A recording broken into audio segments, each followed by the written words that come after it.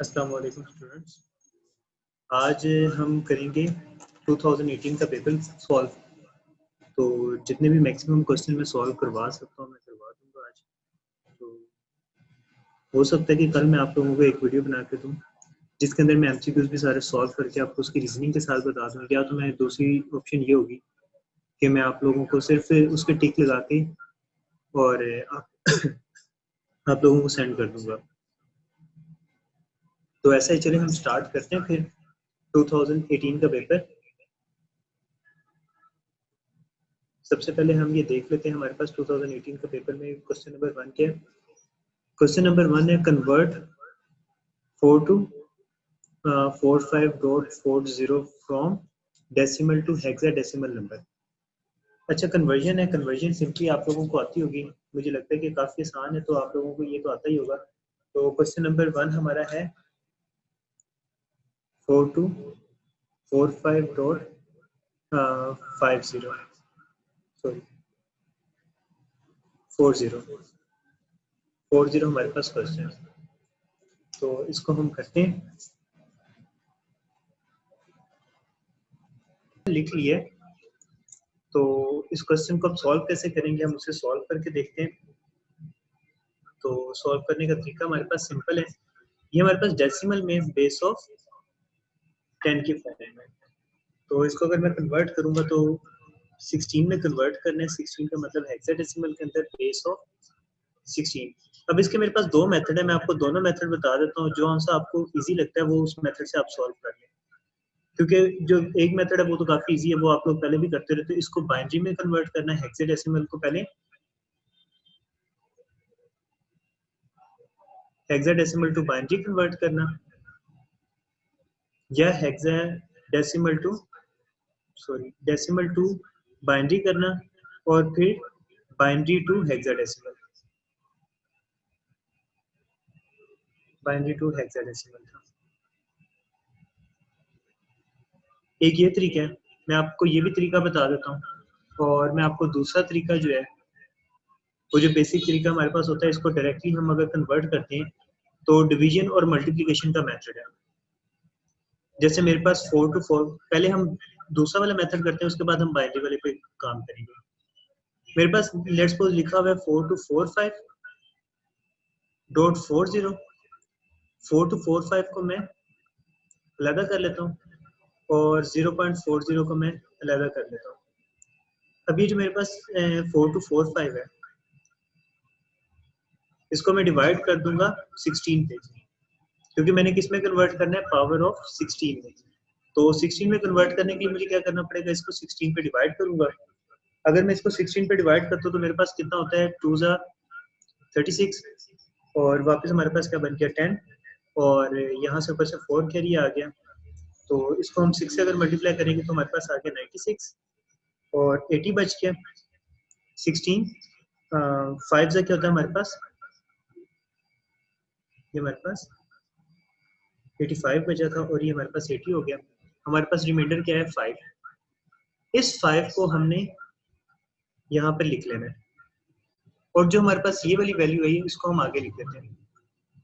अब हमारे पास 265 16 पे डिवाइड करेंगे। अब 16 पे डिवाइड किया तो मेरे पास क्या आया,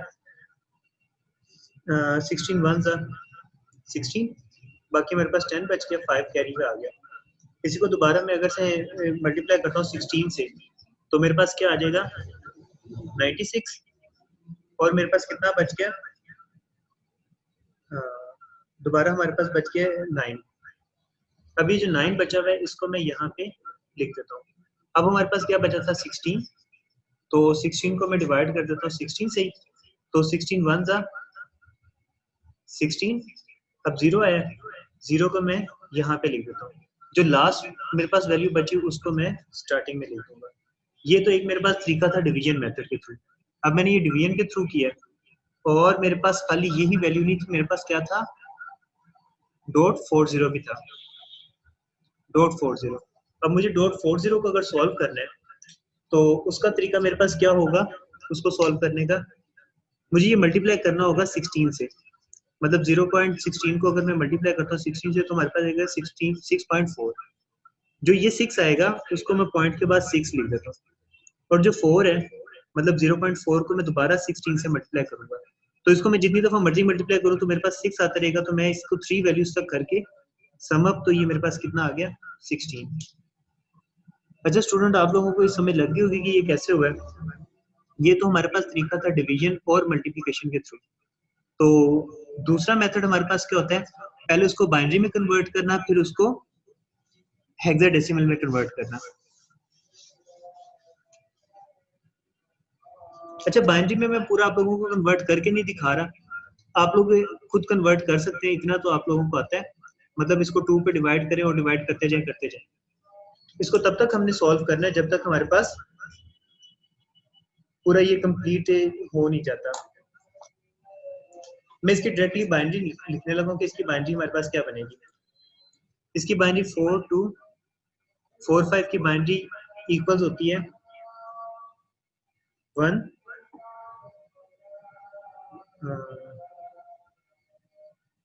4 टाइम्स जीरोस, उसके बाद 1 डबल 0, उसके बाद 1 0 1 0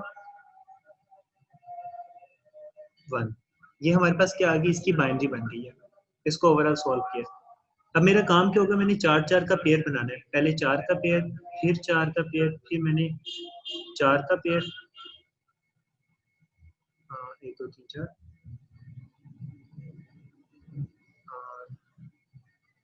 10 100 10 10 1, मतलब 1 2 3 4, ये 4 आ गए। और ये हमारे पास क्या आ गया, इसका आ गया, और ये खाली जो जीरोस है 1 2 3 4, हाँ ये 4 हमारे पास ये टोटल पूरे हो गए। और इसके बाद हम खुद 4 जीरो लगा के इसको पूरा कर देंगे। तो ये हमारे पास इक्वल्स टू किसके होता है, 5 के, ये हमारे पास 9 के, ये हमारे पास 0 के, और ये हमारे पास 1 के। अब दूसरे मेथड से भी किया था तो आपके पास क्या था 1095, और इस मेथड से भी करेंगे तो आपके पास क्या है 1095। इसी तरह मैं किसकी बाइनरी निकाल लेता हूँ, 0.4 की भी अगर मैं बाइनरी निकालता हूँ तो मेरे पास बाइनरी आ जाएगी इक्वल्स टू 0 1 1 0 0 1 1 0 1 0। इसको सॉल्व आप लोग कर लेना। तो इसकी बाइनरी जब हमारे पास बनेगी तो हमने किस साइड से देखना शुरू करना है, इस साइड से। अगर हमारे पास एक 0 कम है तो उसको मैंने कंप्लीट किया। ये हमारे पास किसके इक्वल है, 6 के, 6, और ये भी 6। तो हमारे पास आंसर क्या आ गया 1095.666। ये हमारे पास क्या बन गया हेक्साडेसिमल में। तो स्टूडेंट आई थिंक आप लोगों को ये समझ लग गई होगी कि ये हमारे पास किस तरह से हेक्साडेसिमल में हेक्साडेसिमल को हम बना सकते हैं। इसके लिए हमारे पास इसको 2 मेथड है, बाइनरी में कन्वर्ट करके भी आप कर सकते हो, और दूसरा मेथड आपके पास क्या है, आप डायरेक्टली उसको 16 पे डिवाइड करो और 16 पॉइंट के बाद की जो वैल्यूज है उसको 16 से मल्टीप्लाई करो तो सॉल्व हो सकता है। अच्छा इसके अलावा मैं आप लोगों को एक सॉफ्टवेयर भी दिखा देता हूँ, तो आप लोगों को काफी इजी हो जाएगा कि अगर आप लोगों ने अपने तौर पे किसी और वैल्यू को भी अभी चेक करना हो तो उसको चेक करके उसके बाद अपना आंसर ये निकाल के उसको चेक कर लिया करो।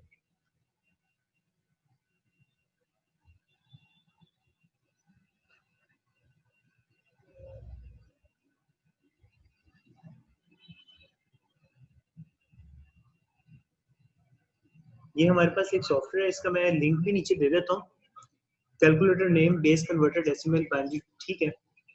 ये हमारे पास एक कैलकुलेटर है, यहाँ पे मैं जो भी वैल्यू लिखूंगा उसकी वैल्यू मेरे पास यहाँ पे आ जाएगी। तो इसीलिए मैंने बाइनरी यहाँ से डायरेक्टली निकाल लिया था, मुझे सॉल्व करने की जरूरत नहीं पड़ी बाइनरी को। अभी मेरे पास क्या है, इस नंबर को मैंने बाइनरी में कन्वर्ट करना तो बाइनरी में कन्वर्ट किया है, और अगर मैं चाहता हूँ हेक्साडेसिमल में कन्वर्ट करना तो इसको मैंने हेक्साडेसिमल पे क्लिक किया और कन्वर्ट किया। तो आप लोग देख सकते हैं हमारे पास आंसर क्या आ जाएगा, ये आ गया हमारे पास। क्योंकि 666 ये रिपीटिंग चलता रहेगा तो हमने 3 वैल्यूज तक लिया था, तो ये हमारे पास इस तरह से वैल्यू चल रही है। तो स्टूडेंट आप लोगों को अगर hexadecimal to binary, binary to hexadecimal और डेसिमल टू किसी भी वैल्यू ऑक्टल वगैरह में कन्वर्ट करना हो तो यहाँ पे आके एक दफा आप लोग कन्वर्ट कर लिया करो, और जो आंसर आता है उसको आप वेरीफाई कर लिया करो जो आपने मेथड के तौर पे अपना आंसर निकाला है। ठीक है स्टूडेंट, अब हम नेक्स्ट क्वेश्चन की तरफ मूव करते हैं।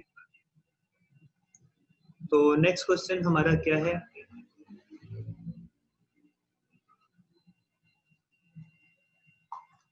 अच्छा नेक्स्ट क्वेश्चन देखिए, simplify the function in SOP using Boolean algebra.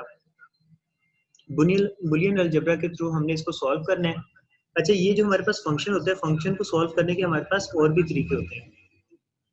पहले मैं लास्ट लेक्चर में मैंने आपको सम ऑफ प्रोडक्ट बताया था और प्रोडक्ट ऑफ सम, उसमें तो थोड़ी सी गलतियां हुई थी, तो उसको अगर आप लोगों ने याद कर लिया तो सॉरी उसके लिए, और अगर आप लोग उसको देख रहे हो तो इसको आप एक दफा देख लोगे तो आपको बहुत अच्छे से समझ लग जाएगी सम ऑफ प्रोडक्ट और प्रोडक्ट ऑफ सम की। तो पहले हम ऐसा करते हैं, प्रोडक्ट ऑफ सम और सम ऑफ प्रोडक्ट का पता करते हैं कि वो किस तरह से होता है, फिर आप लोगों को आइडिया हो जाएगा क्या करना है।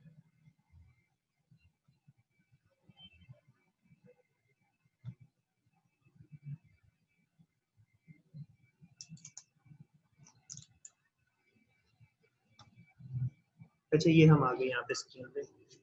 अच्छा तो अब हम करते हैं सम ऑफ प्रोडक्ट और प्रोडक्ट ऑफ सम निकालते हैं। यहाँ पे मैं सम ऑफ प्रोडक्ट कर देता हूँ, यहाँ पे मैं प्रोडक्ट ऑफ सम कर देता हूँ। अच्छा सम ऑफ प्रोडक्ट हमारे पास होती है मिन टर्म्स, मिन टर्म्स ये याद रखिए, और प्रोडक्ट ऑफ सम हमारे पास होता है मैक्स टर्म्स। सॉरी आपको नजर नहीं आ रहा होगा, मैं थोड़ा सा ऐसे लिख देता हूँ।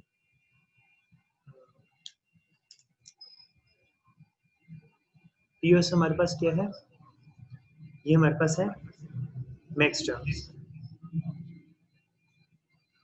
ये हमारे पास मैक्स टर्म है।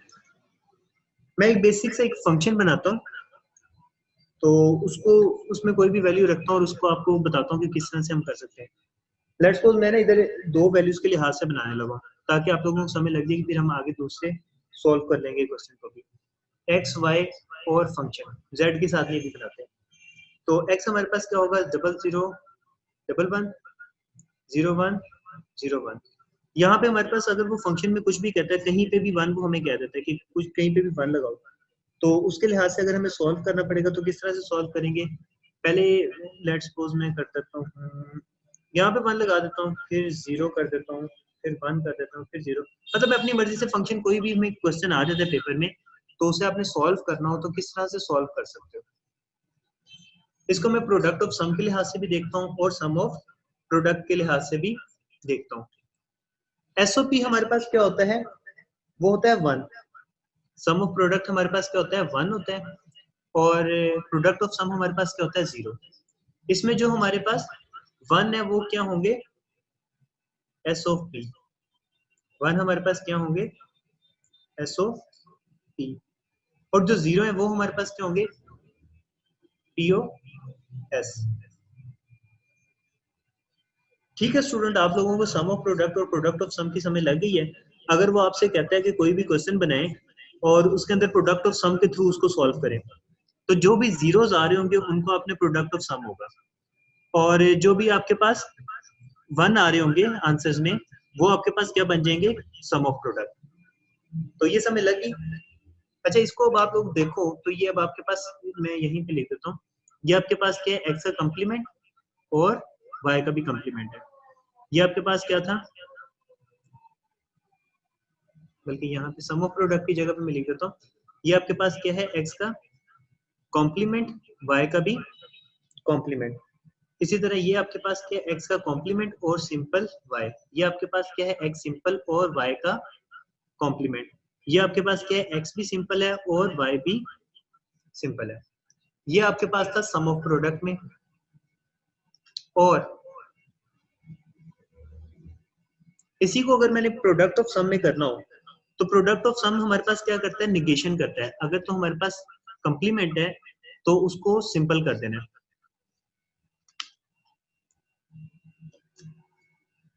उसको हम क्या कर देंगे, सिंपल एक्स, और बीच में क्या लगा देंगे, प्लस, और ये हमारे पास क्या बन जाएगा, वाई। अगर यहाँ पे देखो तो ये हमारे पास क्या था, एक्स का कम्प्लीमेंट वाई का कम्प्लीमेंट।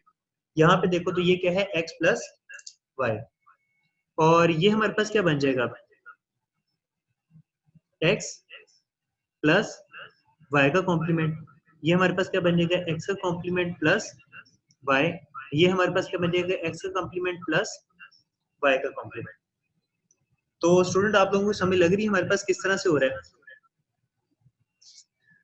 0 को हमने कॉम्प्लीमेंट दे रहे हैं प्रोडक्ट ऑफ सम में, और जबकि हमारे पास एक्चुअल में ये वैल्यूज हैं, ठीक है। तो इसको अगर आप लोगों को समझ लगी ठीक है, नहीं तो अगर कोई क्वेश्चन हो तो आप फिर भी मेरे से दोबारा पूछ सकते हैं, जैसे कल आप लोगों ने मेरे से पूछ लिए थे, तो आप मेरे से दोबारा क्वेश्चन पूछ सकते हैं और उसको मैं आपको सॉल्व करके दिखा दूंगा दोबारा। तो स्टूडेंट अगर इसी के अंदर वो आपको कहता है कि सम ऑफ प्रोडक्ट की आपने फंक्शन बनाना है, तो सम ऑफ प्रोडक्ट का हमारे पास अगर मैं फंक्शन बनाना है तो फंक्शन बनाने के लिए हमारे पास सिग्मा का साइन यूज होता है। सम ऑफ प्रोडक्ट के अंदर हमारे पास सिग्मा का साइन यूज होता है, और जहां जहां पे 1 है वो हमारे पास क्या बन जाएगा, इसका फंक्शन बन जाएगा। ये जीरोथ वैल्यू है, जीरो वैल्यू भी, और सेकंड वैल्यू मेरे पास कहाँ पे है, 0 1 और 2 पे। तो हमारे पास एसओपी का फंक्शन क्या बना, 0 और 2। इसी तरह अगर मैं पीओएस का निकालता हूँ, तो पीओएस हमारे पास क्या था, 0 से शो होता है, तो 0 की वजह से हमारे पास ये क्या बन जाएगा, 1 पे और 3 पे। ठीक है स्टूडेंट, ये आप लोगों को ये भी आ गया। अब आपको पता चल गया कि 0 पे आपके पास ये वैल्यू क्या थी, x का कॉम्प्लीमेंट, y का कॉम्प्लीमेंट, और 2 पे आपके पास क्या थी, plus x complement y।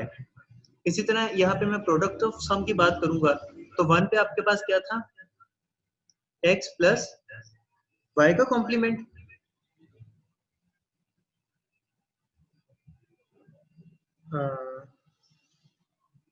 Into हमारे पास थर्ड वैल्यू क्या थी, x का कॉम्प्लीमेंट प्लस y का कॉम्प्लीमेंट। तो ठीक है स्टूडेंट, आप लोगों को समझ लग गई कि हमारे पास ये किस तरह से सॉल्व होगा। ये हमारे पास सारा इसी तरह से सॉल्व होगा। अब आपको कोई भी लेंथी क्वेश्चन भी आ जाता है तो उसको आप आराम से सॉल्व कर सकते हो, अगर कोई शॉर्ट क्वेश्चन आता है तो उसको तो आप आराम से सॉल्व कर ही सकते हो। तो हमारे पास जो क्वेश्चन आया हुआ है सेकंड क्वेश्चन, कि वो सम ऑफ प्रोडक्ट और प्रोडक्ट ऑफ सम के लिहाज से करना है, तो उसको एक दफा देख लेते हैं। लेकिन वो हमारे पास जो क्वेश्चन है वो भी बुलियन अलजेब्रा के थ्रू हमने सॉल्व करना है।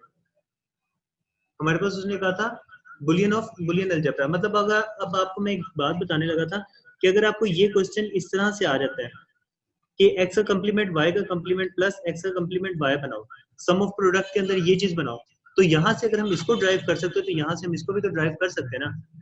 तो आप लोगों को पता होना चाहिए कि वैल्यूज कहाँ से कैसे आई है। तो चलो अब दूसरा क्वेश्चन हम सॉल्व करते हैं, इसको मैं रेज करने लगा। आप लोग ऐसा करें अपने, अगर तो कोई चीज मैं पहले नोट कर रेज कर दिया करूँ तो आप लोग उसको ना वीडियो को बैक करके दोबारा देख लिया करेंगे।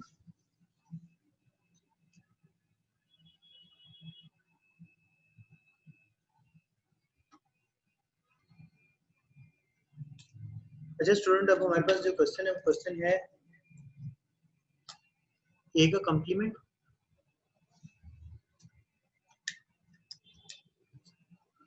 ए का कॉम्प्लीमेंट, बी का complement, C plus A B C plus A का complement B C plus A का कॉम्प्लीमेंट बी सी का कॉम्प्लीमेंट। अब ये आपके पास क्वेश्चन है, तो इसको अगर हम सॉल्व करते हैं तो किस तरह से होगा। अगर तो मैं पेयरिंग बना लूं इन दोनों की, तो मेरे पास इन दोनों में से कॉमन क्या निकल रहा है, सी कॉमन निकला है। पीछे मेरे पास क्या बच जाएगा, ए का कॉम्प्लीमेंट बी का कॉम्प्लीमेंट प्लस ए बी, और इन दोनों में से अगर मैं कॉमन निकालता हूं तो मेरे पास क्या आ जाएगा, ए कॉम्प्लीमेंट बी। तो हमारे पास ये क्या आ जाएगा, इधर सी प्लस सी का कॉम्प्लीमेंट।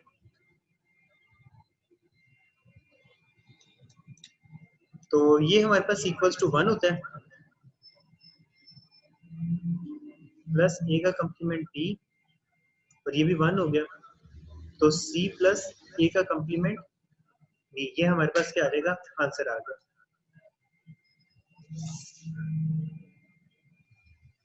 अच्छा स्टूडेंट, क्वेश्चन नंबर सेकंड हमारा कंप्लीट हो गया। अब क्वेश्चन नंबर 3 की तरफ अगर हम मूव करते हैं तो क्वेश्चन नंबर 3 देखते हैं। क्वेश्चन नंबर 3 हमारा किस चीज का है? क्वेश्चन नंबर 3 है हमारा, अच्छा क्वेश्चन नंबर 3 है we have to design a circuit. अच्छा ये वाला क्वेश्चन मेरे से भी सॉल्व नहीं हुआ था इसलिए मैंने कंप्लीट नहीं किया। मैं हम 4th क्वेश्चन की तरफ मूव करते हैं। To design the combinational circuit using ROM that convert a decimal digit from 24214 to BCD, what is the size of the ROM? अब हमारे पास क्वेश्चन क्या है? क्वेश्चन के अंदर है हमारे पास के 2421 कोड के थ्रू हमने उसको कन्वर्ट करना है बीसीडी के अंदर। तो आप लोगों को अगर 2421 कोड का नहीं पता तो चले हम स्टार्ट करते हैं। इसके अंदर आप लोगों को आइडिया हो जाएगा कि हमने किस तरह से करना है। तो सबसे पहले मैं आपको 2421 के बारे में बताता हूँ। 2421 होता क्या है?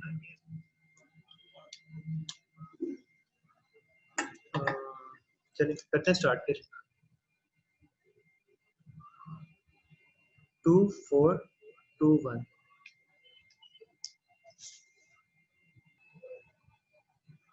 अच्छा स्टूडेंट, हम 2421 के ऊपर वर्किंग करने लगे थे।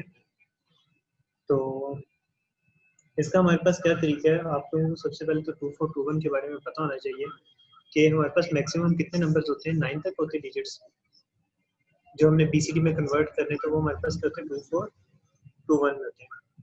यहाँ पे मैं डेसिमल में काउंटिंग लिखता हूँ। डेसिमल में ये मैं लिख देता हूँ 2421 में, और यहाँ मैं बीसीडी की फॉर्म में लिख देता हूँ। बीसीडी मैंने लास्ट टाइम आप लोगों को बता दिया था कि बीसीडी हमारे पास 9 तक काउंटिंग लेता है। लास्ट वीडियो अगर आप लोगों ने नहीं देखी तो उसको देख लें।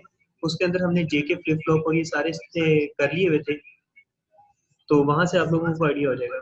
0 1 2 3 4 5 6 7 8 और 9 तक मैंने ये काउंटिंग लिख ली है। इसको मैं 2421 में भी कन्वर्ट करूंगा। बीसीडी पे पहले मैं कन्वर्ट कर लेता हूँ क्योंकि लास्ट टाइम हम कर चुके हैं।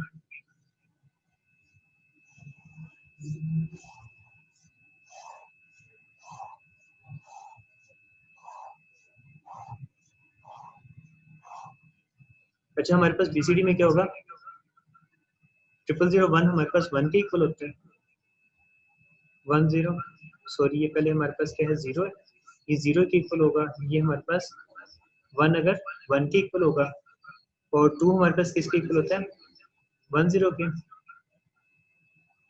और 3 हमारे पास 11, 4 हमारे पास 100, 5 हमारे पास 101, 6 हमारे पास 110, 7 हमारे पास 111, 8 हमारे पास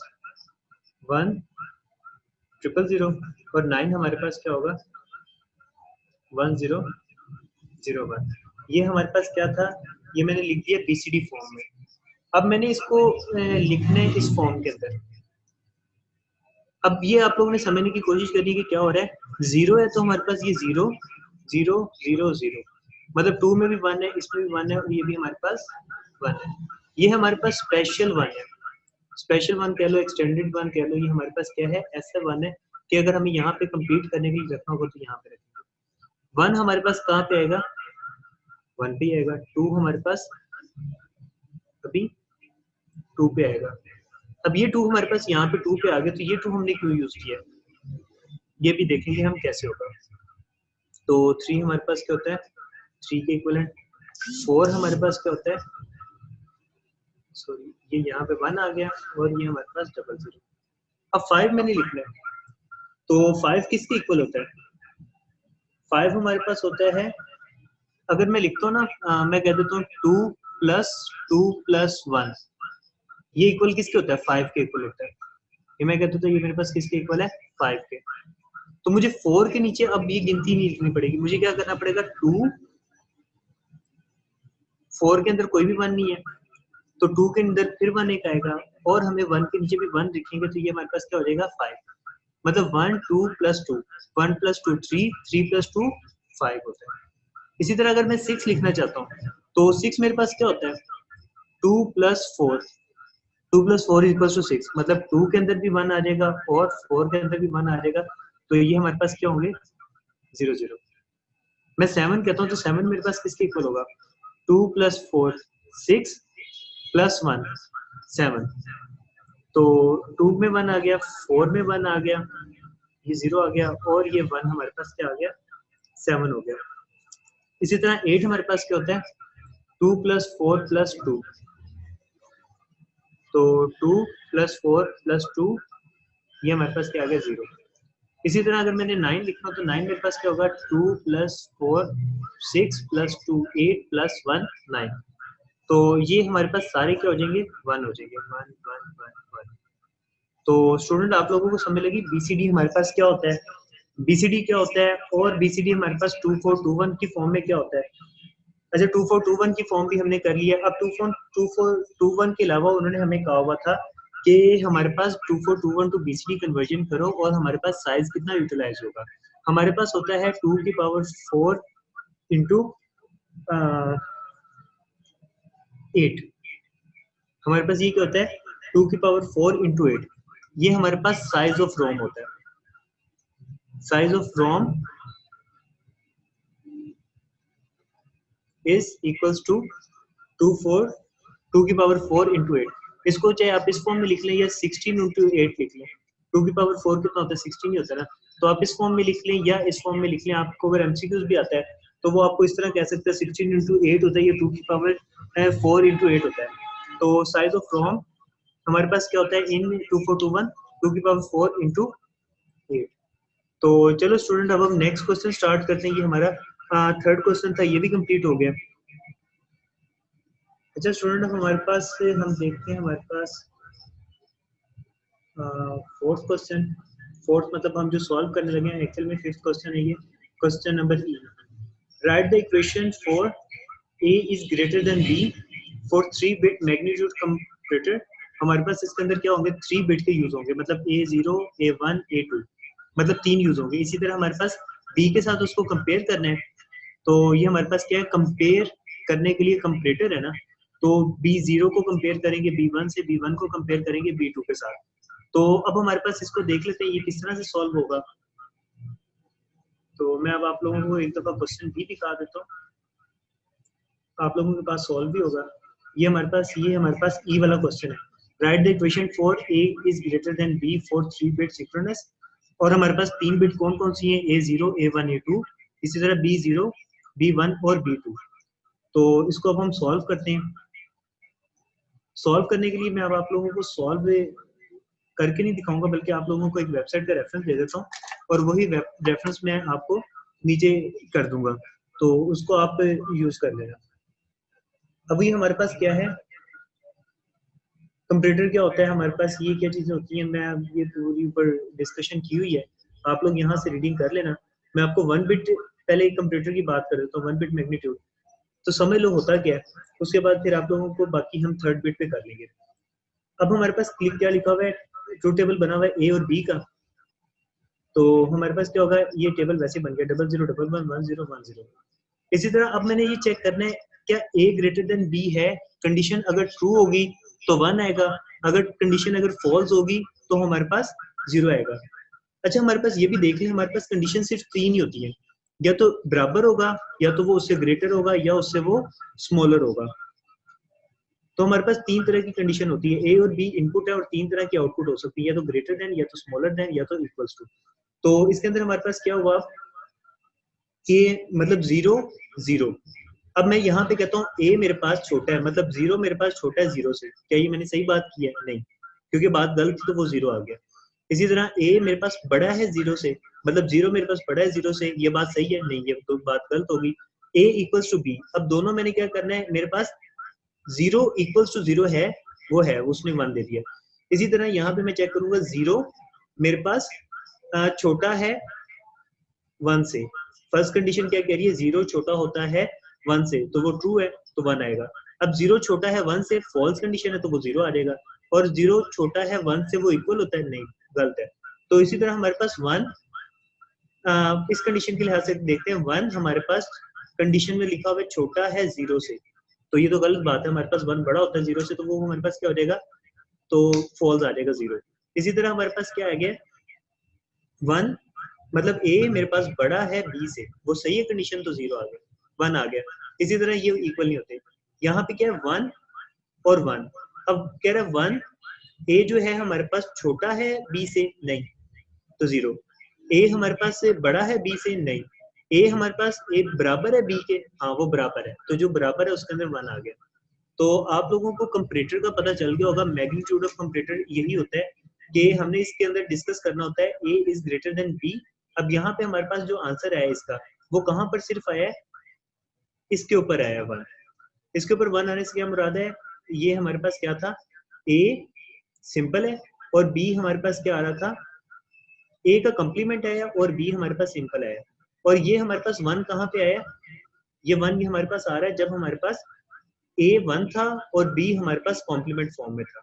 और 1 1 हमारे पास ए इक्वल्स टू बी 1 1 कहाँ पे आया, इस कंडीशन पे भी आया और हमारे पास इस कंडीशन में भी आया जब ए इक्वल्स टू 0 0 था, मतलब ए का कॉम्प्लीमेंट बी का कॉम्प्लीमेंट प्लस अगर ये 1 1 होते हैं ए और बी, तो आप लोगों को ये समझ लगे होगा कंपैरेटर मैग्नीट्यूड किस तरह से निकाला है हमने, ये इक्वेशन किस तरह से बनी है। तो अब हम चलते हैं थर्ड। ये मैंने किया था 1 बिट कंपैरेटर, ये हमारे पास 2 बिट कंपैरेटर है। 2 बिट कंपैरेटर के अंदर क्या होंगे, ये हमने इन सबको चेक करना है। यहाँ पे वो सारा चेक करेगा, ए इज स्मॉलर देन बी, मतलब ए 0 0 वो छोटा है इससे, तो नहीं है, बराबर है तो बड़ा है, नहीं है। तो इस तरह से ये आप लोग ये सारा टेबल चेक करेंगे ना, पूरा टेबल, तो आप लोगों को आइडिया हो जाएगा कि ये किस तरह से बन है। इसी तरह 3 बिट मैग्नीट्यूड का काफी बड़ा लेंथी टेबल बन जाएगा, तो वो टेबल हम सॉल्व नहीं कर सकते यहाँ पे। तो बस इसकी एक इक्वेशन है, इसको आप लोग यहाँ से याद कर लें या रटा लगा लें अभी, क्योंकि याद करना ये समझने के लिए टाइम नहीं, इतना बहुत ज्यादा टाइम नहीं है कि आप इसको प्रॉपरली करेंगे। तो यहाँ से मैं आपको ये लिंक दे देता हूँ। आपको मैंने मेथड समझा दिया कि किस तरह से हम कंपेयर करते हैं और किस तरह से कंप्यूटर वर्क करता है मैग्नीट्यूड पे। तो ये इक्वेशन जो अभी हमने पहले बनाई है स्मॉल के लिए, तो ये इसी तरह से इक्वेशन हमारे पास बनेगी।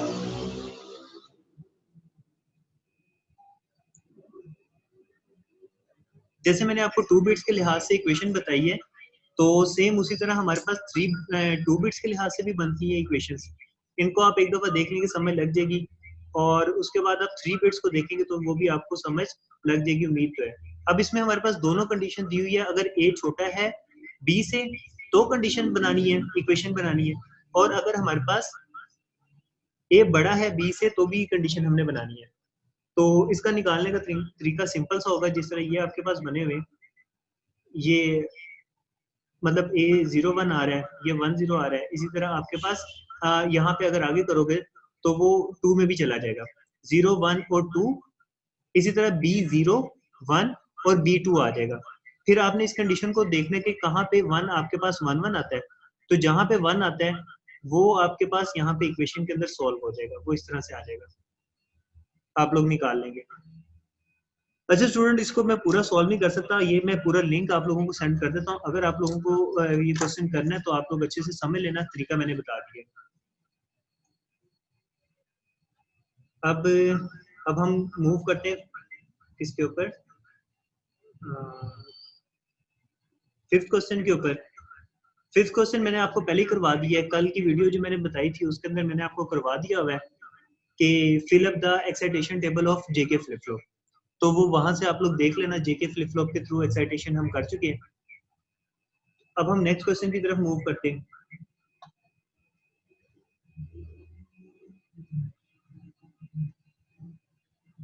नेक्स्ट क्वेश्चन मेरे पास है, implement the following function using multiplexer, keep 3 variable a b and d as select और लाइंस टू द मल्टीप्लेक्सर। अच्छा, इस क्वेश्चन को हम सॉल्व करते हैं तो आप लोगों को समझ लग जाएगी कि किस तरह से सॉल्व करना है। तो चलिए अब हम इसको सॉल्व करते हैं।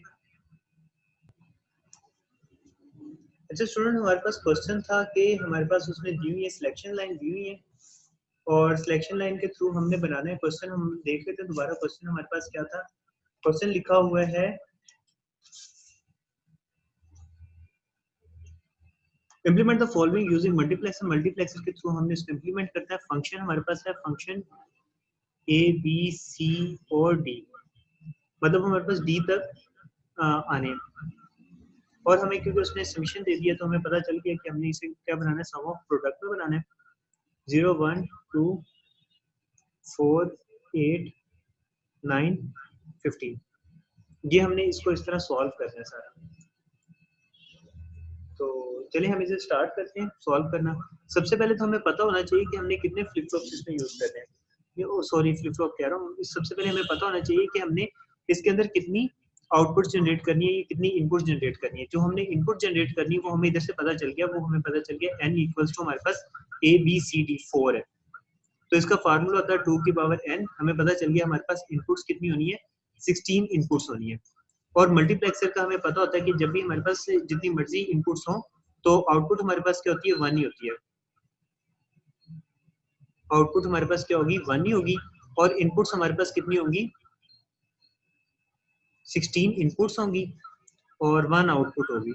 तो इसका मतलब हमारे पास 16 इंटू 1 का मल्टीप्लेक्सर बनेगा। 16 इंटू 1 का हमने एक मल्टीप्लेक्सर तैयार करना है। तो चलिए अब हम इसे स्टार्ट करते हैं, किस तरह से होगा। सबसे पहले मैं रख लेता हूँ, क्योंकि हमें ABCD रखनी है, यहाँ पे मैं काउंटिंग रख देता हूँ, न्यूमेरिक नंबर आ गए। नंबर हमारे पास क्या होगा, 0 1 2 3 4 5 6 7 8 9 10 11 12 13 14 और 15। हमने 15 तक इसको बनाना है, क्योंकि 0 से 15 हमारे पास क्या होता है, 16। तो इसके बाद हमारे पास इनपुट्स क्या हैं, A B C और D।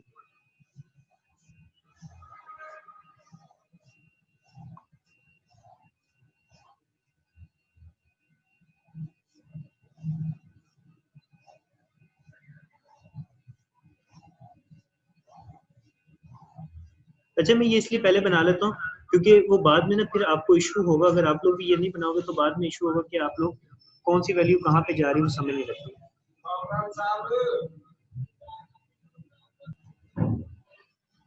अच्छा स्टूडेंट, हमारी ये लाइंस लग गई हैं, तो इन लाइंस के थ्रू हम वही बना लेते हैं। सबसे पहले 4 टाइम जीरोस, फिर सॉरी हमारे पास 16 है, तो इसमें हमने 1 2 3 4 5 6 7 8 दफ़ा 0, 8 दफ़ा हमने इसमें 1, फिर हमने इसमें 4 दफ़ा 0 और 4 दफ़ा 1, फिर 4 दफ़ा 0, फिर 4 दफ़ा हमने 1, फिर हमने 2 दफ़ा 0 और 2 दफ़ा हमने इसमें 1 0 1 0 1 0 1 0 1 0 1 0 1 0 1। तो ये हमारे पास क्या बन गया, टेबल बन गया। अब हमारे पास उसके फंक्शन का दिया हुआ है कि मतलब हमारे पास आउटकम क्या आनी है, हमारे पास लास्ट में y आनी है। मतलब y लिख दो, हमारे पास ये जो इनपुट आ रही है तो ये कहाँ कहाँ पे आ रही है, 0 पे आ रही है। 0 को एक दफ़ा हम 1 कर देते हैं, मतलब 0 पे आउटपुट आनी है। इसके अलावा हमारे पास 1 पे आनी है और 2 पे आनी है, फिर 4 पे आनी है, फिर 8 पे आनी है, फिर 9 पे आनी है और लास्ट में हमारे पास 15 में आनी है। ये हमारे पास है, ये मैंने बना लिया। बाकी जो रह गए वहाँ पे मैं 0 से फिल कर दिया, ये सारा मैंने फिल कर दिया। तो स्टूडेंट आप लोगों को यहाँ तक तो समझ लग गई होगी मेरे ख्याल से, इसमें कोई भी इशू नहीं है कि हमने किस तरह से बनाया। ये टेबल सिंपल मैंने बनाया, इसके अंदर 0 1 ये मैंने यहाँ से पुट किया कि मतलब जिस तरह 0 था तो 0 के ऊपर 1 रखा है, ये 0 यहाँ से मुझे मिल गया, ये 0 पे मैंने 1 रखा है, फिर 1 पे रखा है, फिर मैंने 2 पे रखा है, फिर 3 पे, फिर 4 पे। इसी तरह लास्ट में मैंने 15 तक इसको 1 रखे और मैंने यहाँ पे एक लाइन लगा दी इसको सिर्फ चेंज करने के लिए। तो अब हमारे पास एक मल्टीप्लेक्सर होता है, तो मल्टीप्लेक्सर का क्या होता है, मल्टीप्लेक्सर की अगर हम चलिए आपको बना देता हूँ।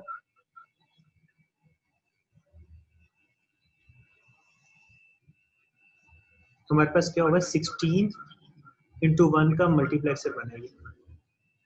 ठीक है, 16 इंटू 1 का मल्टीप्लेक्सर बनेगा। इसमें 1 2 3 4 5 6 7 8 9 10 11 12, 13, 14 और 15। हमारे पास इनपुट्स कितनी आनी है इसमें? 15 इनपुट्स आनी है हमारे पास। 1, 2, 3,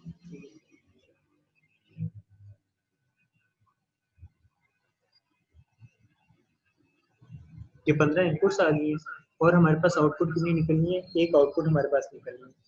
तो जो जिसमें हमारे पास 1 है उसको यहाँ पे हम कर देते हैं, इसको मैं I1, बल्कि यहाँ पे मैं लाइन लगा देता हूँ। ये हमारे पास जो इनपुट्स होती हैं इनको हम I0, अच्छा हमने सॉरी I0 नहीं यहाँ पे बनाया हुआ, तो हमें यहाँ पे I0 भी बनाना था सबसे ऊपर। मैं इसको यहाँ पे ये इस तरह बना दिया, तो ये मेरे पास क्या हो गया, ये I0 है और ये भी एक इनपुट है। तो ये हमारे पास क्या है, I0, I1, I2, I3, I4, I5, 6, 7, 8, 9, 10, 11, 12, 13, 14 और 15। अब मेरे पास जो सी इनपुट्स हैं वो क्या है, 0, 1, 2, 3, 4, 8, 9। तो मेरे पास ये जो इनपुट्स हैं इनको मैं हाईलाइट कर लेता हूँ। I0, 1, 2, 4, 8, 9 और 14। ये हमारे पास क्या होनी है, I0, ये हमारे पास क्या होगी, I1, इसको I2 जो है, इसके बाद I4 है, इसके बाद हमारे पास 8 है, I8 हो गया, इसके बाद 9 है,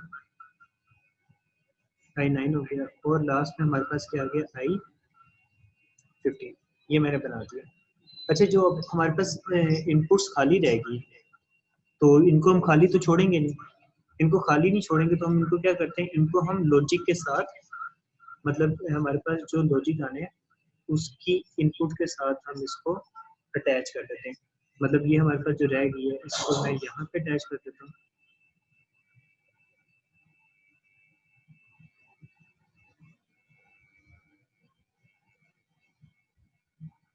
ये मैंने सारी क्या कर दी, इसके साथ अटैच कर दी। तो अच्छा स्टूडेंट, हमारा ये क्वेश्चन हो गया कंप्लीट। आप लोगों को कोई भी क्वेश्चन है, कोई भी चीज़ अगर समझ नहीं लग रही तो आप लोग दोबारा पूछ सकते हो, लेकिन कोशिश करना कि इसको खुद कर लो क्योंकि टाइम हमारे पास थोड़ा है। उम्मीद है कि मैंने आप लोगों को सही समझा भी दिया है और इतना तो आप करेंगे पेपर में तो आप लोगों को मार्क्स भी मिल जाएंगे। चलिए अब हम सेकंड क्वेश्चन की तरफ मूव करते हैं।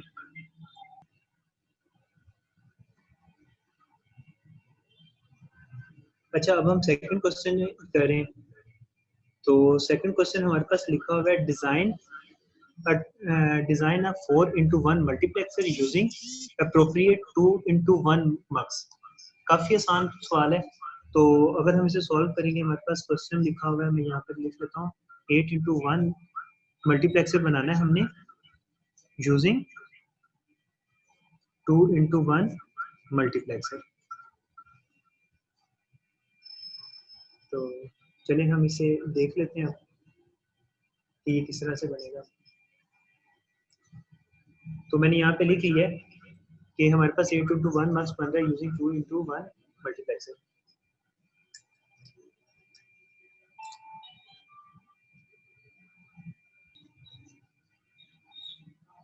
अच्छा स्टूडेंट, अब हमारे पास अभी हमने मल्टीप्लेक्सर किया था, तो मल्टीप्लेक्सर वो कितना था, 16 था। तो 16 का मतलब हमारे पास क्या है, किस तरह से पता चला था, 2 की पावर 4 से हमें पता चला था वो 16 था, वो जो हमने लास्ट टाइम अभी पीछे किया। तो अब हमें क्या बनाना है, 8x1। तो 8x1 क्या होगा, 2 की पावर 3, 2 की पावर 3 इक्वल्स टू 8 होता है। मतलब इसके अंदर हमारे पास इनपुट्स कितनी आएंगी, 3 इनपुट्स आएंगी। तो 3 इनपुट्स को मैं नाम दे देता हूँ, अगर अब उसने हमें नहीं दिया हुआ नाम तो मैं इसको नाम अपनी मर्जी से दे देता हूँ, सिलेक्शन 1, सिलेक्शन 2 और सिलेक्शन, मतलब 0, 1 और 2।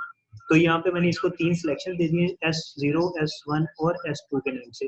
तो अब इसको मैं सॉल्व करूंगा तो इसका पहले मैं वही एक ट्रूथ टेबल बना लेता हूँ, S0, S1, S0, S1 और S2। तो मैंने यहाँ पे क्या बना लिया, सिलेक्शन बना रही है। इसी तरह 0 1 2 3 4 हमारे पास 4 ये 0 आ जाएंगे, फिर क्या आ जाएंगे 1 2 3 4। ये हमारे पास एक आउटपुट जनरेट होनी है, उसी तरह आउटपुट को मैं y से जनरेट लिख देता हूँ।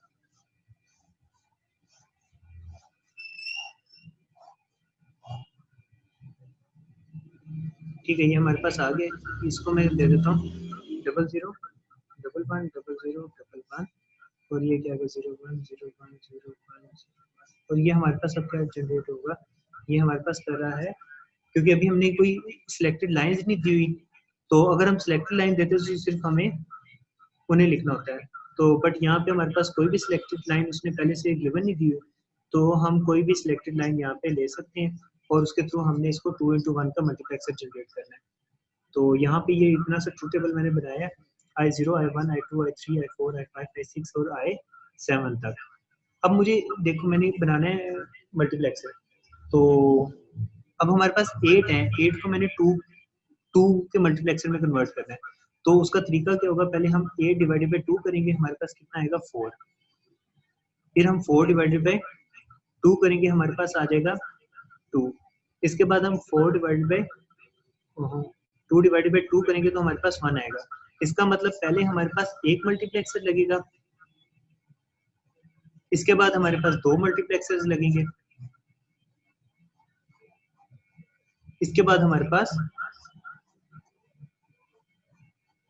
4 मल्टीप्लेक्सर्स लगेंगे। अच्छा, ये सीक्वेंस जिस तरह से मैंने बनाया उसी तरह से मैंने इसको लिखा क्यों, 8 divided by 2 4 divided by 2 2 divided by 1 1 हमने यहाँ पे 1 मल्टीप्लेक्सर रख दिया, ये हमने 2 मल्टीप्लेक्सर्स रख दिए, ये मेरे पास 4 मल्टीप्लेक्सर्स आ गए। और इसको मैं इनपुट दे देता हूँ, इनपुट मेरे पास क्या थी, मल्टीप्लेक्सर 2 into 1 के, ये 2 into 1 के मैंने मल्टीप्लेक्सर्स बनाए सारे, ये सारे मेरे पास क्या थे 2 into 1 के मल्टीप्लेक्सर्स। इनपुट मेरे पास क्या जा रही है I0 I1 I2 I3 I4 I5 I6 और I7। अच्छा, इसके अंदर हमारे पास एक सिलेक्शन भी होगी, मतलब एक हम सिलेक्शन लगा देते हैं। सिलेक्शन को मैं ऊपर वाली साइड पे लगा दूं, नीचे लगा दूं, वो इशू नहीं है, बस सिलेक्शन मेरे पास होनी चाहिए। इनको मैं अटैच कर देता हूँ इसके साथ, इसको मैंने अटैच कर दिया इसके साथ और इन दोनों को अटैच कर दिया मैंने इसके साथ। अब मेरे पास करंट कौन सी लाइन से जाएगा, अब एक बात और याद रखने वाली है, वो बात क्या है हमारे पास कि अगर तो मैं देता हूँ 0, हमारे पास सिलेक्शन होता है 0 और 1 की फॉर्म में। अगर मैं 0 दूंगा तो फर्स्ट वैल्यू, 1 दूंगा तो सेकंड वैल्यू, 0 दूंगा तो फर्स्ट वैल्यू सेकंड वैल्यू, ये इसके ऊपर चलता है। अब मुझे इसमें से लेट्स सपोज I0 निकालना है, मुझे इन आउटपुट चाहिए I0, तो मुझे यहाँ से कौन सी आउटपुट रखनी है बाहर, तो उसके लिहाज से पहले मुझे सोचना होगा कि मुझे क्या रखना है, I0 रखना है। तो इसकी ये क्या होगी, ये 0 अगर मैं यहाँ पे रखता हूँ, लेट्स सपोज ये मैंने 0 रख दिया, तो फर्स्ट इनपुट मेरे पास कैरी होगी और ये यहाँ पे आ गई इनपुट हमारे पास क्या आएगी I0, ये नहीं सिलेक्ट होगी। अगर मुझे यहाँ पे 0 रखा है तो मुझे हर जगह पे 0 रखना पड़ेगा। इसका मतलब ये मैंने आपको बताया था कि ये हमारे पास क्या है, इसके ऊपर करती है। अगर मुझे एक ही इनपुट दूंगा, 0 दूंगा तो सबको 0 देना होगा, 1 दूंगा तो सबको 1 देना होगा। तो यहाँ पे हमारे पास क्या बना, ये 0 की वजह से ये आ गया, यहाँ से हमारे पास I2 आ गया, यहाँ से I4 आ गया, यहाँ से हमारे पास I6 आ गया। अब मुझे क्योंकि I0 चाहिए था तो यहाँ से मुझे दोबारा क्या रखना पड़ेगा, इनपुट्स को 0। अब अगर मैंने यहाँ पे 0 रखी है तो मुझे क्या आया, यहाँ से इन दोनों में से कौन सी सिलेक्ट होगी, ऊपर वाली, और यहाँ से इन दोनों में से ऊपर वाली सिलेक्ट होगी। तो ये क्या हो जाएगा I4 और ये हमारे पास ये, यहाँ पे फिर मैं 0 अगर सिलेक्ट करता हूँ तो मेरे पास क्या होगा, इन दोनों में से ऊपर वाली सिलेक्शन होगी, तो I0 यहाँ पे आ गया। अच्छा स्टूडेंट, समझ लगी आप लोगों को ये किस तरह से हमारी सिलेक्शन हो रही है। सिलेक्शन के अंदर हमारे पास यहाँ पे अगर आपको वो कह देता है कि आपको कोई वैल्यू भी निकालनी है, तो उसको आपको इस तरह से 0 और 1 की फॉर्म में देना पड़ेगा और निकालना पड़ेगा। लेट्स सपोज एक और एग्जांपल मैं दे देता हूँ, मुझे चाहिए I5, मुझे यहाँ पे I0 के बजाय I5 चाहिए। तो सबसे पहले मुझे I5 देखना होगा कहाँ पे, ये हमारे पास I5 आ रहा है यहाँ पे। I5 के बीच मुझे क्या करना पड़ेगा, 1 देना पड़ेगा। अगर मैं यहाँ पे 1 दूंगा तो मुझे हर जगह पे क्या देना पड़ेगा, 1 दूंगा तो यहाँ से मेरे पास क्या आ गया, I1, यहाँ से मेरे पास क्या आएगा I3, यहाँ से मेरे पास क्या आएगा I5 और यहाँ से क्या आएगा I7। अब मुझे ये क्या चाहिए, ये ऊपर वाली वैल्यू चाहिए, तो ऊपर वाली वैल्यू के लिए मुझे 0 देना पड़ेगा। यहाँ से मैं 0 दूंगा तो मेरे पास क्या आ जाएगा I1, और यहाँ से मैं ऊपर वाली वैल्यू दूंगा तो क्या आएगा I5। अब ये देखो ये ऊपर है और ये वाली वैल्यू नीचे है, तो मुझे यहाँ पे क्या देना पड़ेगा 1, नीचे वाली वैल्यू दूंगा तो मेरे पास क्या आ जाएगा I5, यहाँ पे आ गया। अच्छा स्टूडेंट, आप लोगों को मेरे ख्याल से समझ लग गई होगी, अच्छे से समझ लग गई होगी 2 into 1 मल्टीप्लेक्सर के थ्रू हम 8 into 1 मल्टीप्लेक्सर किस तरह से बनाते हैं। और अगर कोई क्वेश्चन हो, कोई चीज मसला हो, तो आप इसे कमेंट में भी बार बार पूछ सकते हैं, तो मैं कोशिश करूंगा कि आपको उधर भी आंसर दे सकूं। अच्छा तो हम नेक्स्ट क्वेश्चन की तरफ मूव करते हैं। नेक्स्ट क्वेश्चन हमारे पास क्या है वो देख लेते हैं। नेक्स्ट क्वेश्चन हमारे पास है, ये हमारे पास नेक्स्ट क्वेश्चन में वो क्या कह रहे हैं, design a 2-bit synchronous counter using D flip flop whose counting sequence is controlled by a controller input के थ्रू वो कंट्रोल हो सके इन द फॉलोइंग वे। मतलब अगर मैं 0 दूंगा तो वो किस फॉर्म में जाएगा, 0 1 2 3, और अगर मैं 1 दूंगा तो वो क्या जाएगा 2 1 3 0। मतलब वो क्या करेगा, आपस में चेंज भी हो सकता है। लास्ट में वो क्या कह रहा है, show the transition table, drive the input equation and draw the circuit diagram of the counter to get full credit. मतलब उसने ये सारा हमें दिया हुआ है, अब हम इसे सॉल्व करते हैं। तो चलिए आए अब हम इसे स्टार्ट करते हैं।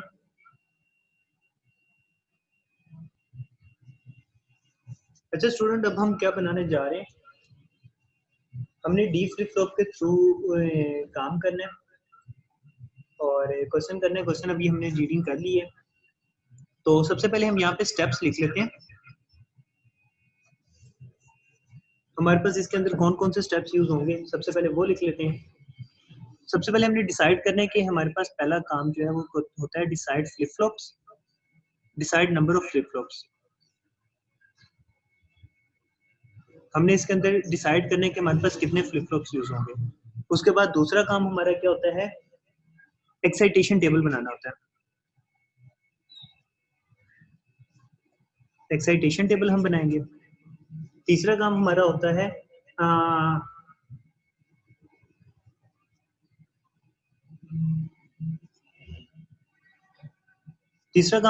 है सर्किट एक्साइटेशन टेबल।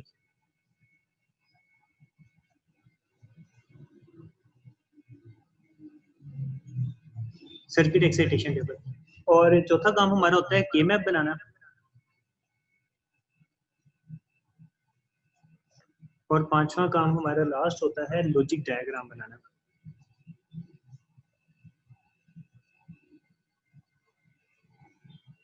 तो चलिए हम स्टार्ट करते हैं। अब इसके अंदर हमारे पास जो क्वेश्चन था, क्वेश्चन लिखा हुआ था आपके पास, design a 2-bit synchronous using D flip flop whose sequence controlled by input x, और ये 0 1 2 3, उसने हमें क्या दिया हुआ है 0 1 2 3, उसने हमें कहा था 0 1 2 3। अब ये 1 2 3 0 1 2 3 से हमें क्या पता चला, हमारे पास टोटल कितने यूज होंगे, 2 डी फ्लिप फ्लॉप्स यूज होंगे। अब हमारे कितने फ्लिप फ्लॉप्स यूज होंगे, टोटल दो डी फ्लिप फ्लॉप्स यूज होंगे। तो पहले मैं डी फ्लिप फ्लॉप बना लेता हूँ।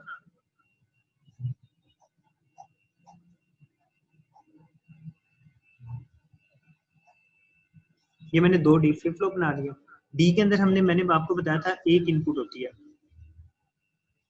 ये Q0 हो गया हमारे पास, और ये Q0 का कॉम्प्लीमेंट हो गया, और इसको मैं फिर ये दूसरा डी क्योंकि यूज हो रहा है, इसको मैं D0 का नाम दे देता हूँ, Q0 और Q0 का कॉम्प्लीमेंट।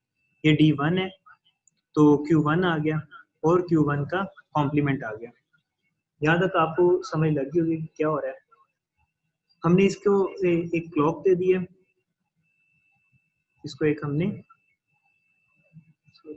इसको क्लॉक दे दिया और क्लॉक 1 है। चलिए अब हम इसे स्टार्ट करते हैं। ये हमारे पास इतना काम हो गया। अब हमारे पास सबसे पहला काम क्या है, हमने टेबल बनाना है। Decide number of flip flop, पहला काम हमारा कंप्लीट हो गया। दूसरा काम हमारा क्या था, एक्साइटेशन टेबल बनाना। अब एक्साइटेशन टेबल बनाते हैं। हमारे पास क्या क्या यूज हो रहा है, अब देखो Q0 भी यूज हो रहा है, Q0 सिंपल भी हो रहा है और Q0 कॉम्प्लीमेंट भी हो रहा है, Q1 हो रहा है और Q1 का कॉम्प्लीमेंट भी हो रहा है। इसी तरह हमारे पास D भी यूज हो रहा है और D आ रहा है।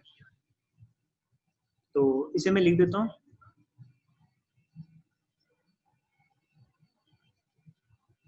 Q1 प्रेजेंट स्टेट में कौन सा है, अभी ये Q1 प्रेजेंट स्टेट में कौन सा है और Q0 प्रेजेंट स्टेट में कौन सा है।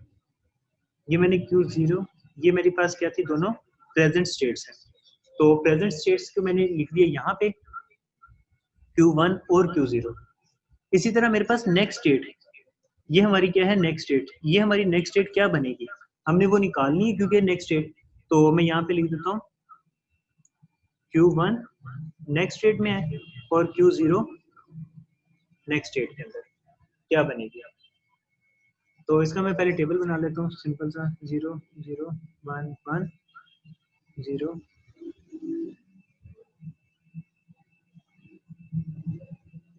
1 0 1। तो हमारे पास अब ये किस तरह से बनेगा,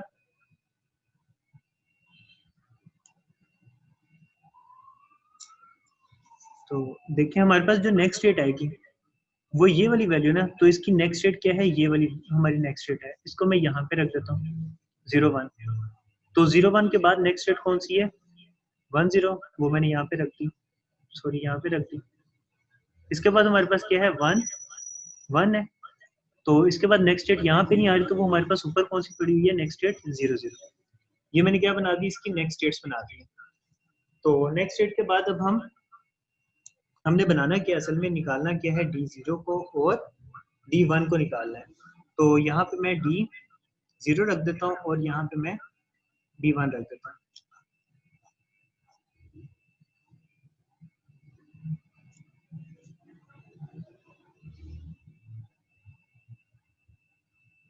तो अब हमारे पास ये किस तरह से आएगा, D0 कब आएगा,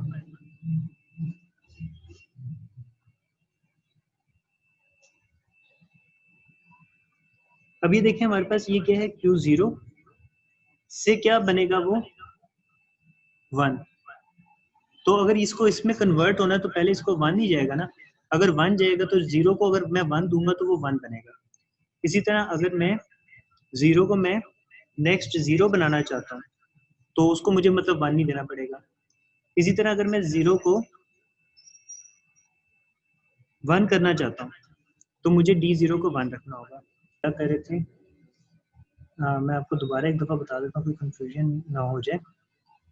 मैंने 0 को, पहले मैं 0 वाली वैल्यू को करता हूँ। 0 को अगर मैंने 1 में कन्वर्ट करना है, 0 को 1 में कन्वर्ट करने के लिए 1 ऐड करना होता है। इसी तरह अगर मुझे 1 को 0 को 0 में करना है तो मुझे 0 कुछ भी ऐड नहीं करना पड़ा। इसी तरह अगर मुझे 1 को 0 में करना है तो मुझे उसमें कुछ ऐड नहीं करना पड़ता। अगर मुझे 0 को 1 करना है तो मुझे 1 ऐड करना होगा। मुझे 1 को 1 ही रखना है तो उसके अंदर मुझे 1 ऐड करना होगा। और अगर मुझे 0 को 1 करना है तो भी मुझे 1 करना होगा। इसी तरह मैं अगर 1 को 0 करना है तो उसमें कुछ भी नहीं ऐड करना होगा। और अगर मुझे 1 को 0 करना है तो भी मुझे कुछ नहीं ऐड करना होगा। तो ये हमारे पास क्या आ गया, 0 0। तो 1 0 1 0, D0 की वैल्यू आ गई और हमारे पास D1 की वैल्यू क्या आ गई, 0 1 1 0। तो इससे आगे अगर हम देखते हैं, ये आप देखिए अच्छे से नजर आ रहा होगा। तो इससे आगे अब हमने क्या बनाना है, हमारा नेक्स्ट स्टेप क्या है, सर्किट एक्साइटेशन टेबल। अब हमने क्या बनानी है, सर्किट एक्साइटेशन टेबल। तो चलिए अब इसकी हम सर्किट एक्साइटेशन टेबल बनाते हैं।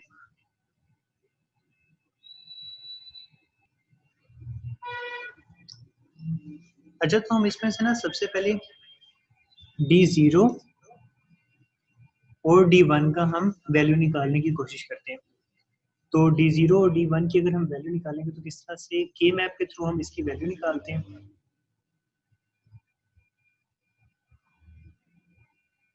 हमें पता है ये 0 1 2 3, ठीक है। हमने क्या निकाल लिया 0 1 2 3 के साथ वैल्यू। अभी हमारे पास ये क्या है, मैं सबसे पहले D0 की वैल्यू निकालता हूँ। ये 0 1 2 और 3 हमारे पास कहाँ कहाँ पे आ रहा है 1 0 पे आ रहा है और 2 पे 1 आ रहा है, तो ये हमारे पास खाली है। इसको मैं नाम दे देता हूँ, हमारे पास ये क्या था Q0 प्रेजेंट स्टेट में, और ये हमारे पास Q0 प्रेजेंट स्टेट में साथी है। ये हमारे पास कॉम्प्लीमेंट था। ये हमारे पास क्या है Qn मतलब Q1 प्रेजेंट स्टेट में नल की कंप्लीमेंट। इसके बाद हमारे पास क्या है Q1 प्रेजेंट स्टेट में कंप्लीमेंट के बगैर। तो इन दोनों की अगर मुझे वैल्यू कॉमन निकालनी है तो इन दोनों में से हमारे पास कॉमन क्या निकला Q0 का कॉम्प्लीमेंट। तो हमारे पास D0 की वैल्यू क्या आ गई, D0 equals to Q0 present state का कॉम्प्लीमेंट। इसी तरह मैं D1 की वैल्यू निकालता हूँ।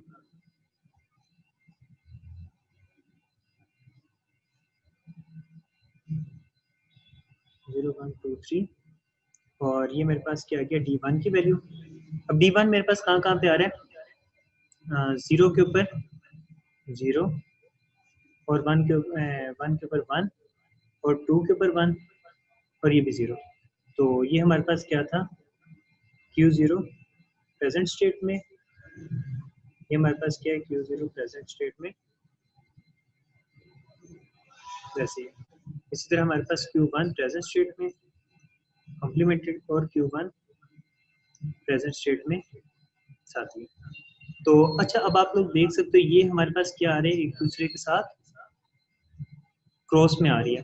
तो एक्सोर गेट हमने पढ़ा हुआ है, पहले ही पढ़ा हुआ था। तो एक्सोर गेट के अंदर हमें पता है कि अगर ये इस तरह से गेम मैप बनता है तो वो हमारे पास क्या बन जाएगा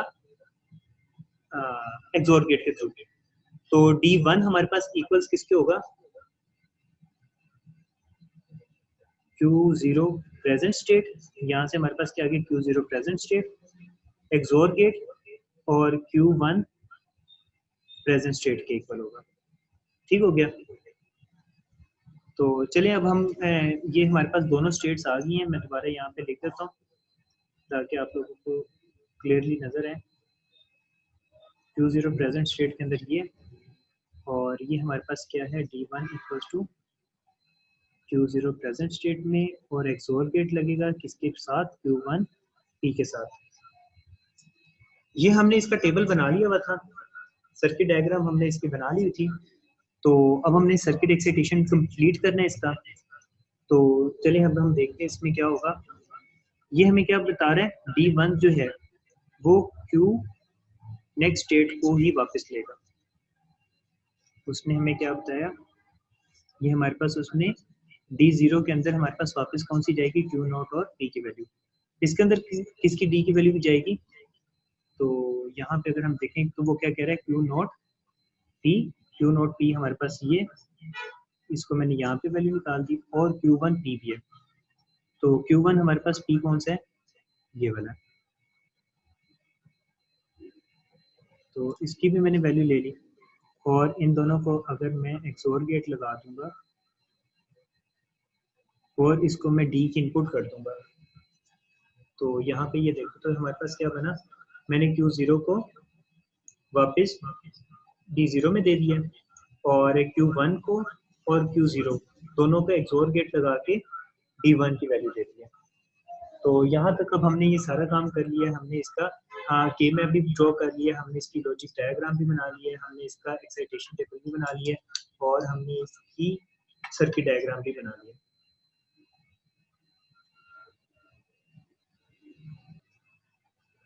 अच्छा स्टूडेंट, हमारा ये भी अब कंप्लीट हो गया।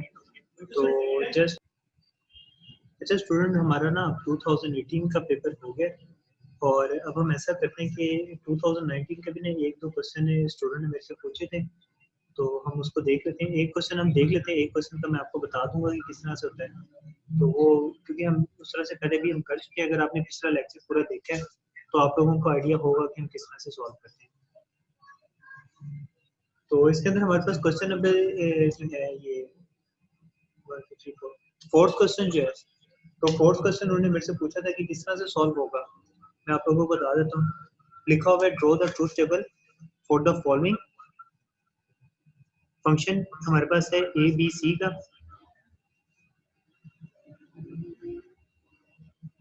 और ए का कंप्लीमेंट प्लस बी का कंप्लीमेंट,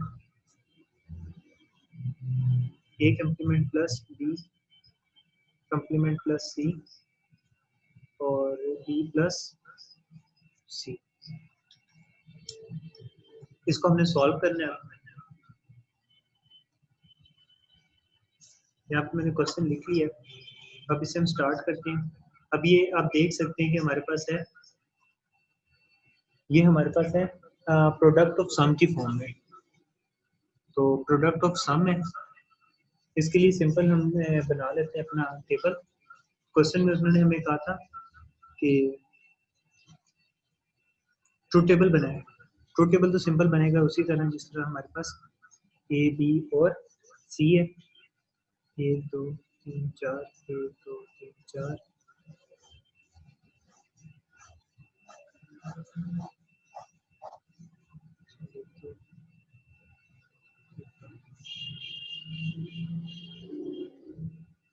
ये हमारे पास बन गया। और अब हमने क्या जनरेट करना है, हमने लास्ट में इसका फंक्शन जनरेट करना है। फंक्शन हमारे पास क्या है, ये है फंक्शन। तो मैंने आप लोगों को बताया था ये हमारे पास किस तरह से बनता है। इसके अंदर हमारे पास क्या होना चाहिए, ए का कंप्लीमेंट और बी का कंप्लीमेंट होना जरूरी है।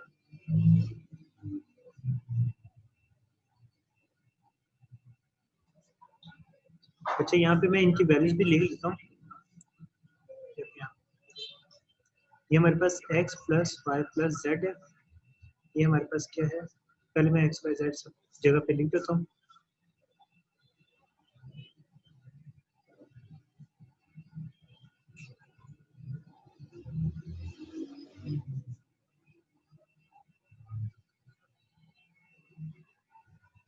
अच्छा, ये हमारे पास तीनों जीरो है, तो इसका मतलब ये हमारे पास सिंपल है। यहाँ पे हमारे पास एक्स जेड का कंप्लीमेंट है, ये वाई का कंप्लीमेंट है, ये वाई और जेड का कंप्लीमेंट है। ये हमारे पास एक्स का कंप्लीमेंट है, एक्स और इसका, और ये हमारे पास ये कंप्लीमेंट आ गया, और हमारे पास एक्स वाई और जेड तीनों का कंप्लीमेंट आ गया। अब यहाँ पे ए और बी को उसने क्या है, कंप्लीमेंट है। तो ए और बी मतलब एक्स वाई की फॉर्म में मैंने लिख दिया। ए और बी हमारे पास कंप्लीमेंट कहाँ पे आ रहा है, ये हमारे पास कंप्लीमेंट आ रहा है, ये भी हमारे पास कॉम्प्लीमेंट है, और ये भी हमारे पास कॉम्प्लीमेंट आ रहा है। तो यहाँ पे मैं दोनों की जगह पे क्या लगा देता हूँ, 0। और बाकी उसने हमें क्या कहा है, 0 लगा दूँ या 1 लगा दूँ। मेरे पास सिलेक्टेड लाइन की है, ये मेरे पास क्या है, सिलेक्शन है। तो पीओएस मैंने बताया था, ये हमारे पास सिलेक्शन इस फॉर्म में आती है। और ये हमारे पास क्या आ रहा है, ए बी का कंप्लीमेंट सी, ए का कंप्लीमेंट और बी का कंप्लीमेंट और सी। ये हमारे पास आ रहा है ए का कंप्लीमेंट, बी का कंप्लीमेंट प्लस सी, ये हमने पहले ही सिलेक्शन कर लिया हुआ है। इसके बाद क्या आ रहा है हमारे पास, बी प्लस सी। तो बी प्लस सी हमारे पास कहाँ कहाँ पे आ रहा है, ये भी हमारे पास आ रहा है सिंपल, ये भी हमारे पास सिंपल आ रहा है।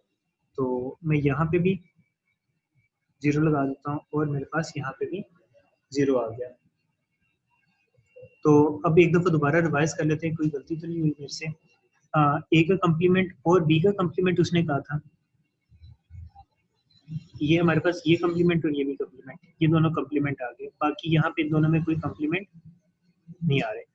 ए का कंप्लीमेंट, बी का कंप्लीमेंट सी, ए का कंप्लीमेंट और बी का कंप्लीमेंट हमने पहले निकाल लिए थे, ये आ गया। और सिंपल अब हमने सी की वैल्यू काउंट करनी थी। तो सी हमारे पास क्या आना चाहिए था, ये। तो मेरे पास ये क्या आ गया, सी की फॉर्म आ गई। और हमारे पास क्या आना चाहिए था, बी और सी। बी बी ये हमारे पास सिंपल आ गया, ये भी। और ये हमारे पास सी, ये सॉरी ये नहीं आएगा, ये जो हमारे पास सी कॉम्प्लीमेंटेड था, तो टी और सी हमारे पास ये वाली वैल्यू आएगी, ये हमारे पास नहीं आएगी, और हमारे पास कौन सी आएगी, ये वाली वैल्यू। तो ये हमारे पास क्या हो गया है, आंसर आ गया। तो ये वाला क्वेश्चन 2019 का, 2019 में से ये मैंने सॉल्व कर दिया। तो स्टूडेंट आप लोग को कोई क्वेश्चन है या कोई अभी भी इशू है तो आप लोग मेरे से पूछ सकते हैं।